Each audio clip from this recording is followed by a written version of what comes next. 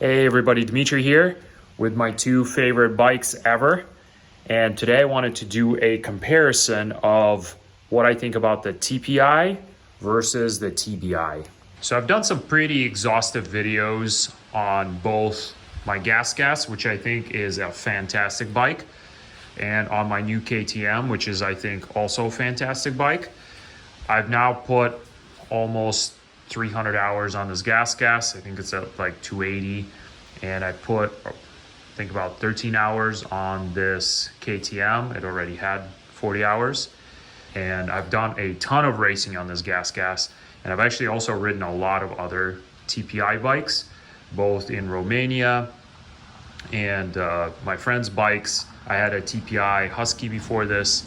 So I'm very familiar with this chassis, including the KTM models, because I've ridden those in Romania. My buddy Jay had one for a long time. And on the TBI side, I've ridden a few of these. So Jay has a Husky, I've ridden that a few times. I've ridden the 250 version of this in Panama, and now I have my own KTM 300 XCW. This is a 2024 TBI model. All right, so let's dive into it. I'm gonna go through what I feel the main differences between the two generations are. Both of these bikes are amazing. Let me just get that out of the way. And I really just want to narrow down what might persuade somebody to go with one over the other, because both are great choices, but they're maybe a little bit different, so it might depend on what you're looking for. So first of all, let's talk about the engines. Obviously, these are both KTM engines. They are very similar, but they're very different. They're both fuel and oil injected. The injection is done a little bit differently, so that gives it a little bit of a different character. Both are counterbalanced, so they're incredibly smooth. Both are smoother than any other engine on the market by far. They're both about equally smooth as far as that's concerned. The power delivery is the main difference between these two bikes. So in my personal opinion, in my personal experience, there's obviously a lot of variables here, but kind of with a similar setup, I do feel like the TPI has a little bit more overall power, and it just feels like a faster bike. And this is in the enduro tune, by the way. So both of these are kind of the enduro tune, cross country, different animal. So I feel like the TPI, once you get past the low revs, it's got a ton of power.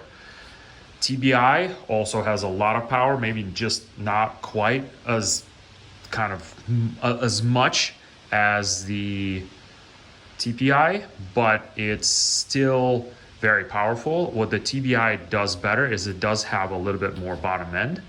And I think the biggest difference that I notice from a riding perspective is neither one of those things as far as top power, because that honestly doesn't matter 99% of the time. What I do notice is on the TBI, the power is very, very predictable, and you have really very good control over it from the throttle. You feel like the throttle is directly connected to the rear wheel. What you're doing with the throttle happens on the rear wheel. With the TPI bike, it's pretty good. It's probably, I would say, better than the carburetor in most cases, but you do have to use the clutch quite a bit. So I don't feel like it's quite as precise as far as the, I don't know, tuning, mapping, what we'll call you, but yeah, you actually have to use the clutch quite a bit more. So if you're on a technical climb or something like that, you do have to clutch it a bit more. And I think that's probably not just a function of the injection system, but I think it's actually also a function of the power valve. So this bike has a traditional mechanical power valve, which is a little bit more of an on-off switch. And this one has an electronic power valve, which is a lot more linear. So you really almost don't feel it kicking in, and you just have very linear, very predictable power. So I'd say both bikes are great. I'd say the TBI is a little bit easier to ride in technical terrain. You can ride it kind of lazy. You don't have to use the clutch a ton. So that's that's probably the biggest difference that I feel between these two bikes in terms of engine character and power. And then it is worth mentioning that the TPI gets much, much better fuel mileage than the TBI. The TBI feels like it runs a lot richer, so it's pretty easy to get 70 miles, 60, 70 miles out of a TPI bike, whereas this is more of a 40-mile bike if you're talking trail rides. And racing they're probably a little bit closer, but the TPI still does win. So now let's get into my favorite part, which is the chassis, because this is where I think the bikes actually feel very different. And they feel different, and it doesn't necessarily mean one is better than the other. They are just different. So the older bike feels very European, feels very similar to a Beta, feels pretty similar to the previous KTMs, although I think this is the best chassis that they've done to date. To its date, I actually like this one better, but this is much, much better than the pre-2017 KTMs. So it's super comfortable, pretty compliant, but also very, very stable. It's fantastic all-around chassis to do whatever, especially in the linkage form.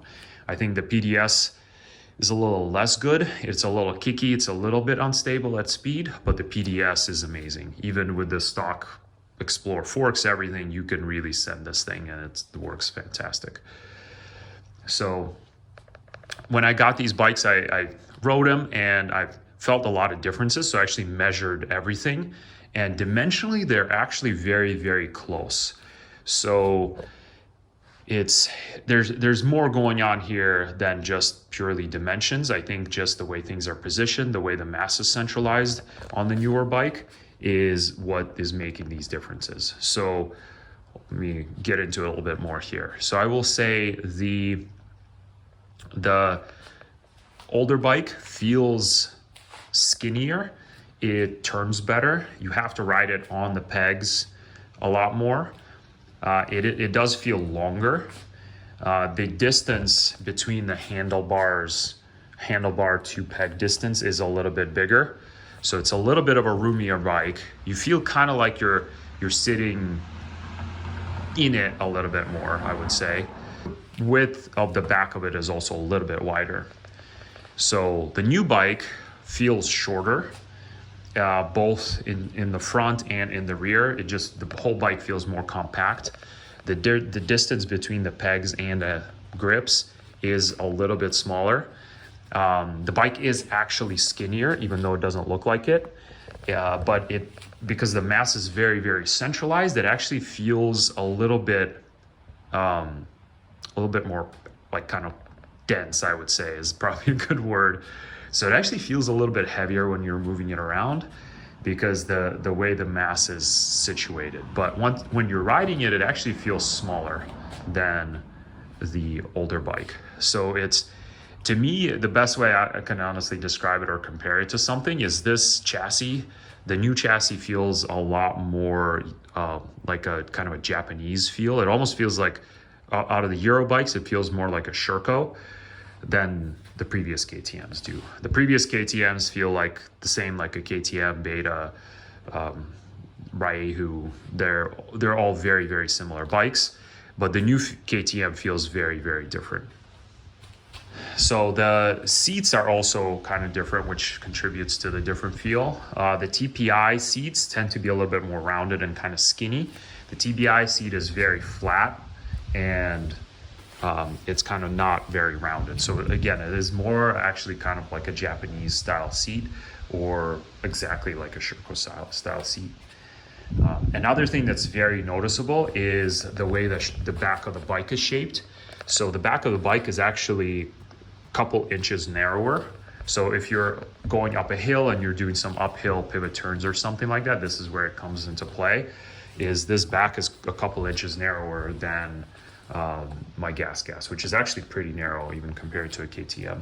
Like I already mentioned, the mass is pretty centralized here and it is very, very noticeable. It is very easy to static balance this bike. Not that the old one is hard, but this one is noticeably easier. And I mentioned that the TPI likes to be ridden on the pegs. This bike, you can actually ride sitting down quite a bit. I find myself sitting down a lot more on it, which is very unusual for me, especially for a PDS bike. My 350, I can't even ride it at any sort of speed sitting down.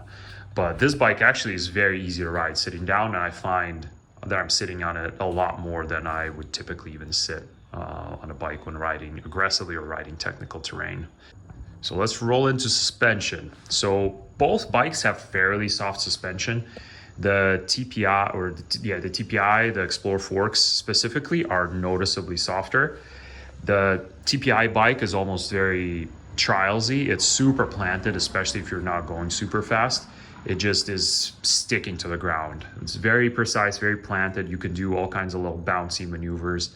And if you learn to ride it that way, to kind of use the terrain to bounce you in a certain direction, it actually works super well. When I got on this bike, I actually had to relearn to ride a little bit because I couldn't use a root or a tree or a rock or something to bounce me around a corner anymore. Because this bike, actually, the forks are very different and it just soaks everything up really well. So because the suspension on this bike is very soft, if you're just doing kind of a not super aggressive long trail ride, this is a very comfortable place to be. So this is a super, super comfortable all day trail riding bike. It will do anything. It will go slow, go fast, it'll go over rocks, roots, and whatever. So that's a huge advantage there. The TBI is much more racy feeling. It's still very comfortable, but I think the forks specifically have a much bigger safety margin, especially when it comes to bottoming resistance. So if you're more of a racer and you want to really attack terrain, there's a much bigger safety margin here because the open cartridge suspension, just due to its kind of simpler design, and this one specifically, is there's not a ton of bottoming resistance, and it will bounce you off the trail if you're hitting stuff hard.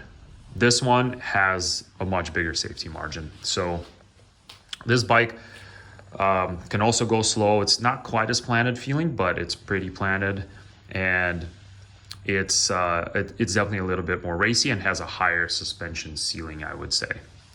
I don't know why that is, but to me, this bike feels a lot more front end biased. So it's the front end on it is very precise and very, you kind of feel it, steer it a little bit more with the front end than the older bikes. So this bike is obviously PDS. This is a linkage, so there's some differences there. But I've ridden a lot of PDS bikes. I think I've ridden every generation of KTM PDS bike. And this PDS setup is by far the best of any other generation. It actually feels very much like a linkage. It is very, very stable. You can hit whoops with it, you can do whatever, and it doesn't really try to buck you over the front of the bike. The only time that I felt a little bit of that is on really, really steep downhills, and I've adjusted the sag a little bit to really help that.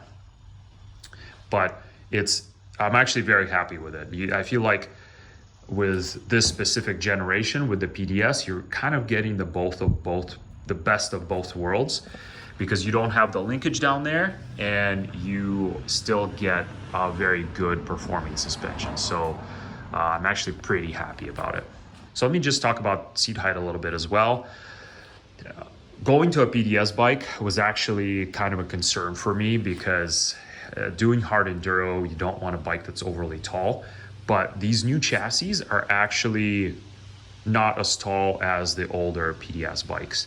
So this bike feels only a tiny, tiny little bit taller than my linkage GasGas. So it's much, much lower to the ground than this KTM, than the previous generation KTM two-strokes, at least from my experience. And I'm right in the range for stock springs and everything sag-wise. I have the sags set to stock settings, and I still feel very, very comfortable on it. I think part of that is due to the shape of the seat and the fact that it's fairly skinny. so that you can actually get your feet down pretty easily, especially around the back of the bike when you're doing some weird uphill stuff. And yeah, it's a very easy bike to dab on, especially for a PDS bike. All right, so to summarize, both of these bikes are amazing bikes. They're both similar, but also very different. And I would say the biggest difference for me, just from a purely experience perspective, is that the TBI bike is easier to ride. It does a number of things, both in terms of engine and suspension and ergonomics, that will cover your mistakes, save your ass, and just let you ride a little bit faster, a little bit safer. So if you're considering both of these bikes, either a TBI or a TPI right now, let me kind of try to break it down for you a little bit, at least in my opinion. So first of all, the TPI, so specifically the 2020 to 2023 bikes right now are still very modern motorcycles. They're only a few years old. They feel very modern. Everything on them feels very high quality. They look great.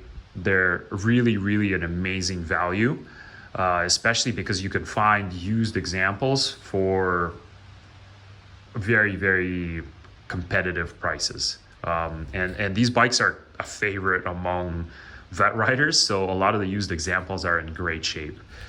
So I think the TPI is for somebody that wants a good value. And it's also a good value, not just because you can buy a used one in great condition, but because you're getting a great motorcycle, you're getting a very developed platform. You're probably gonna have fewer issues with it. There is a million parts available, both new and used. So the aftermarket's super strong, and all the kinks are well known, documented, and worked out. So you're getting a good bike at a good value that you can enjoy without really having to essentially beta test a KTM product.